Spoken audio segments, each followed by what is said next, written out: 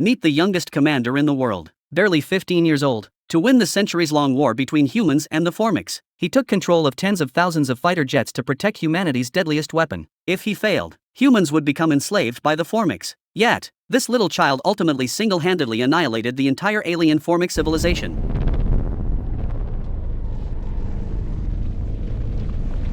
Let's rewind 50 years. An alien species called the Formics suddenly invaded Earth, inflicting heavy casualties on the humans involved in the battle. Just as Earth was on the brink of extinction, a commander piloted a fighter jet into the Formics mothership, ultimately securing a brief peace for humanity.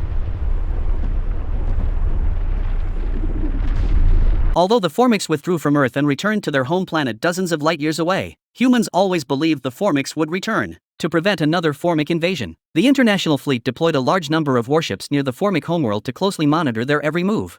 After a long period of monitoring, it was discovered that the Formics were reproducing at an alarming rate, and their military force was now hundreds of times larger than during the previous attack. To preemptively stop the Formic invasion, the International Fleet launched the Ender's Game program. The top brass believed that children have greater plasticity and are better at integrating complex information. Therefore, a large number of high IQ children were gathered for strategy game training.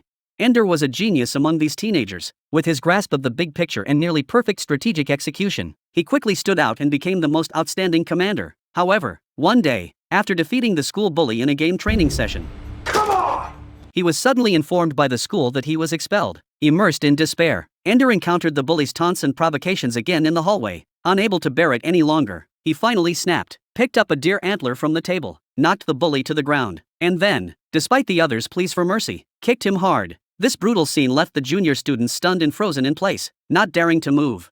However, Ender didn't know that his expulsion and bullying were actually orchestrated by Colonel Graff of the United Fleet. As a recruiter, Graff had long noticed Ender's talent. Ender's performance in adversity further convinced him of his judgment. That night, Colonel Graff found Ender and asked him why he didn't let go even after his classmates surrendered. Ender responded calmly, "Knocking him down was the first fight. I wanted to win all the next ones too, so they'd leave me alone." To Ender's surprise, Colonel Graff actually laughed after hearing his explanation. He believed that Ender's strategy avoided further conflict, and his ruthlessness and excellent decision-making were the qualities a leader should possess. Graff invited Ender to officially join the battle school and become a future commander. This incredibly exciting movie is called Ender's Game. If you're interested, you can watch the original film.